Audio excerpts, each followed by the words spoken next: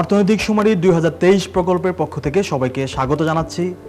পরিকল্পনা মন্ত্রণালয়ের পরিসংখ্যান ও তথ্য ব্যবস্থাপনা বিভাগের অধীন বাংলাদেশ পরিসংখ্যান ব্যুরোর উদ্যোগে সারা দেশে অনুষ্ঠিত হতে যাচ্ছে চতুর্থ অর্থনৈতিক শুমারি। এই শুমারিতে কম্পিউটার অ্যাসিস্টেড পার্সোনাল ইন্টারভিউইং অর্থাৎ কেপি পদ্ধতিতে ট্যাবের মাধ্যমে সারা দেশে তথ্য সংগ্রহকারীগণ তথ্য সংগ্রহ করবেন। তথ্য সংগ্রহ পদ্ধতি এবং কেপি অ্যাপস সম্পর্কে বলার জন্য আপনাদের সাথে আছি আমি আকম সাদেক হোসেন, পরিসংখ্যান কর্মকর্তা, বাংলাদেশ পরিসংখ্যান ব্যুরো। শুরুতেই আপনারা কেপি অ্যাপসটি কীভাবে আপনাদের ট্যাবে পাবেন সে বিষয়ে বলছি। কেপি অ্যাপসটি এমডিএম এর মাধ্যমে সারা দেশের তথ্য সংগ্রহকারীদের ট্যাবে পাঠানো হবে। আপনারা আপনাদের ট্যাবে কেপি অ্যাপসটি দেখতে পাবেন। অ্যাপসটি পাওয়ার পর আপনারা আইকনে ক্লিক করে অ্যাপসে ঢুকবেন। অ্যাপসের আইকনে ক্লিক করার পর যে পেজটি আসবে সেখানে আপনারা অ্যাপসের ভার্সন দেখতে পাবেন। আপনারা অবশ্যই নিশ্চিত হয়ে নেবেন অ্যাপসটি লেটেস্ট ভার্সনে আছে কি না।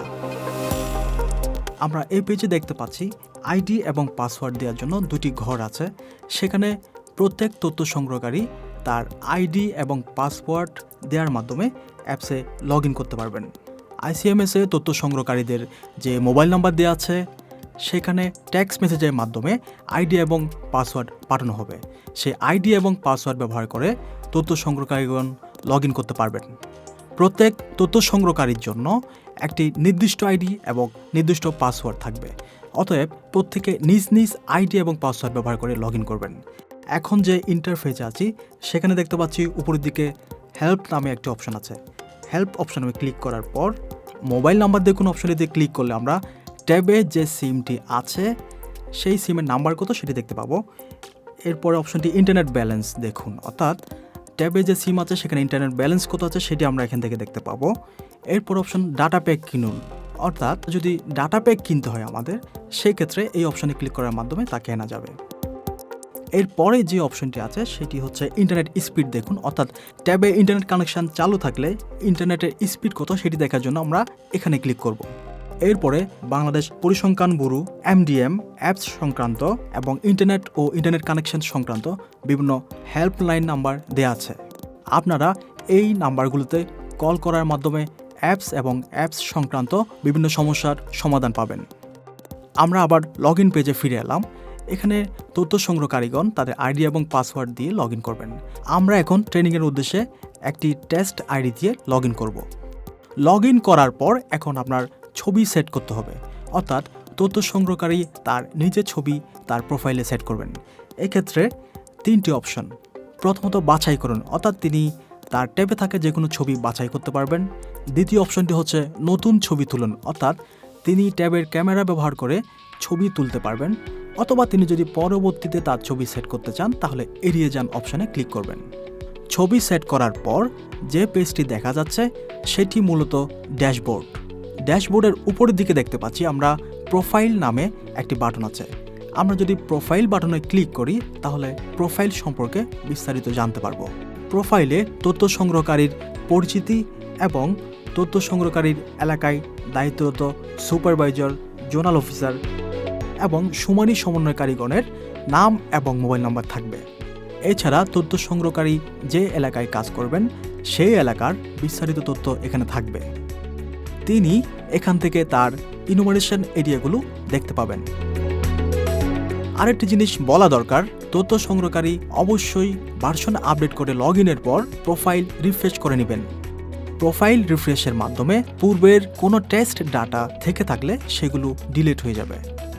প্রোফাইল থেকে আমরা এখন ড্যাশবোর্ডে ফিরে এলাম। এ পর্যায়ে আমরা ড্যাশবোর্ডে থাকা বিভিন্ন অপশন সম্পর্কে বলবো। প্রথমেই সর্বমোট সাক্ষাৎকারে আমরা তথ্য সংগ্রহকারী মোট কতগুলো ইউনিটের তথ্য সংগ্রহ করেছেন তা দেখতে পাবো।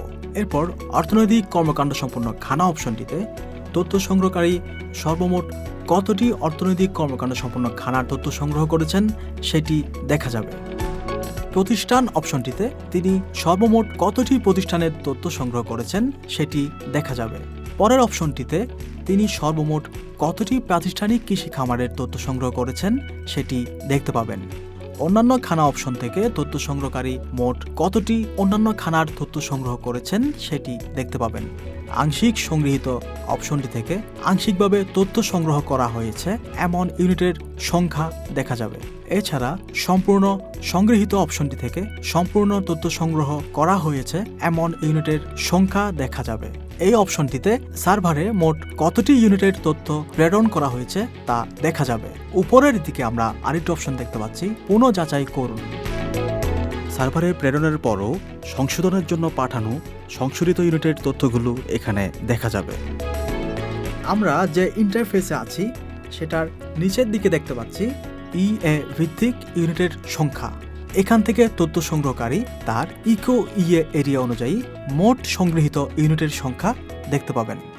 এখন শুমারি প্রশ্নপত্রে যান অপশনটিতে ক্লিক করলে এরিয়া নির্বাচনের পেজটি আসবে। এখান থেকে তথ্য সংগ্রহকারী যে এলাকায় তথ্য সংগ্রহ করতে যাচ্ছেন সেই এলাকাটি সুনির্দিষ্টভাবে নির্বাচন করবেন। শুরুতেই তথ্য সংগ্রহকারী যে ইউনিয়ন বা ওয়ার্ড থেকে তথ্য সংগ্রহ করবেন সেটি নির্বাচন করতে হবে। ইউনিয়ন বা ওয়ার্ড সিলেক্ট করার পর সেটি কোন মৌজার অধীন সেটি দেখাবে। এরপর তিনি কোন গ্রাম বা মহল্লায় তথ্য সংগ্রহ করতে যাচ্ছেন সেটি নির্বাচন করতে হবে। তথ্য সংগ্রহ শুরু করার পূর্বে আপনার তথ্য সংগ্রহের এলাকা ঠিকমতো নির্বাচন করা হয়েছে কিনা সেটি নিশ্চিত হয়ে নেবেন। স্ক্রিনে প্রদর্শিত এগিয়ে যান অপশনে ক্লিক করার মাধ্যমে আমরা শুমারি প্রশ্নপত্রে প্রবেশ করলাম। শুমারি প্রশ্নপত্রে সাব প্রশ্ন সহ মোট 70টি প্রশ্ন রয়েছে। আমরা শুমারির ট্রেনিং ম্যানুয়াল এবং অডিও ভিজুয়াল ট্রেনিং মডিউলের মাধ্যমে শুমারি প্রশ্নপত্র সম্পর্কে জেনেছি। কোনো ইউনিটের তথ্য সংগ্রহের সময় অবশ্যই ইউনিটের প্রকার এবং ধরন অনুযায়ী ওই ইউনিটের জন্য প্রযোজ্য প্রশ্নগুলোর উত্তর দিতে হবে। কোনো ইউনিটের তথ্য সংগ্রহ শেষ করা না গেলে সেক্ষেত্রে আংশিক হিসেবে সেটাকে সংরক্ষণ করা যাবে। ইউনিটের তথ্য আংশিক সংরক্ষণের জন্য অবশ্যই আপনাকে 4.3 পর্যন্ত প্রশ্নের উত্তর সম্পন্ন করতে হবে, অন্যথায় আংশিক সংরক্ষণ করুন অপশনটি অ্যাক্টিভ হবে না। প্রশ্নপত্র পূরণ করতে গিয়ে অনেক ক্ষেত্রেই আমাদেরকে বাংলায় লিখতে হতে পারে। এমডিএম এর মাধ্যমে স্বয়ংক্রিয়ভাবে আপনাদের ট্যাবে বাংলা কিবোর্ড ইনস্টল হবে। এখন আমরা দেখব কিভাবে বাংলা কিবোর্ড চালু করবেন। বাংলা কিবোর্ড চালু করার জন্য ট্যাবের সেটিংস অপশনে যাবেন। এখানে সিস্টেম অপশনটিতে ক্লিক করলে আপনারা ল্যাঙ্গুয়েজেস অ্যান্ড ইনপুট নামে একটি অপশন দেখতে পাবেন। এরপর ল্যাঙ্গুয়েজেস অ্যান্ড ইনপুট থেকে আপনারা অন স্ক্রিন কিবোর্ড অপশনটি সিলেক্ট করবেন। অন স্ক্রিন কিবোর্ডে আপনার ডিভাইসে থাকা সকল কিবোর্ড দেখা যাবে। আপনি এখান থেকে গুগল ভয়েস টাইপিং কিবোর্ড এবং রিদমিক কিবোর্ড এনাবল করে নেবেন। টাইপিংয়ের সময় কিবোর্ড পরিবর্তন করতে স্ক্রিনের নিচের দিকে ডান কোণায় থাকা কিবোর্ড চিহ্নিত আইকনে ক্লিক করুন। এখান থেকে গুগল ভয়েস টাইপিং সিলেক্ট করার মাধ্যমে আপনি ভয়েস দিয়ে কিছু প্রযোজ্য প্রশ্নের ক্ষেত্রে উত্তর লিখতে পারবেন। এছাড়া কিবোর্ডে সোয়াইপ করার মাধ্যমে বাংলা বা ইংরেজিতে লিখতে পারবেন। এভাবে আপনারা শুমারি প্রশ্নপত্র পূরণ করবেন। ইউনিটের সব তথ্য পাওয়া না গেলে আপনি সেটা আংশিক ইউনিট হিসেবে সংরক্ষণ করতে পারেন, অথবা এগিয়ে যান অপশনের মাধ্যমে সামনে আগাতে পারেন। এগিয়ে যান অপশনে ক্লিক করার মাধ্যমে আমরা প্রশ্নোত্তর যাচাই করুন পেজটি দেখতে পাচ্ছি। প্রশ্নোত্তর যাচাই করুন পেজটিতে আমরা ইউনিটের যে সকল তথ্য সংগ্রহ করেছি সেগুলো এক নজরে দেখতে পাবো। এই পেজের নিচের দিকে গেলে আমরা দেখতে পাবো সেখানে 3টি বাটন রয়েছে। সংশোধন করুন অপশনটির মাধ্যমে আমরা ইউনিটটির কোনো তথ্য যদি সংশোধন করতে হয় তবে তা করতে পারবো। সেভ করুন অপশনে ক্লিক করলে ইউনিটের তথ্য সেভ হবে। সেভ করুন এবং জমা দিন অপশনে ক্লিক করলে ইউনিটের তথ্য সার্ভারে প্রেরিত হবে। সার্ভারে পাঠানোর পর ইউনিটের তথ্য ড্যাশবোর্ডে দেখতে পাবো। ড্যাশবোর্ডে আমরা আংশিক সংগৃহীত, সম্পূর্ণ সংগৃহীত বা সার্ভারের প্রেরিত ইউনিটের সংখ্যা দেখতে পাবো। এতক্ষণ মনোযোগ সহকারে আমাদের ভিডিওটি দেখার জন্য সবাইকে ধন্যবাদ জানাচ্ছি। সবার সুস্বাস্থ্য কামনা করে বিদায় নিচ্ছি।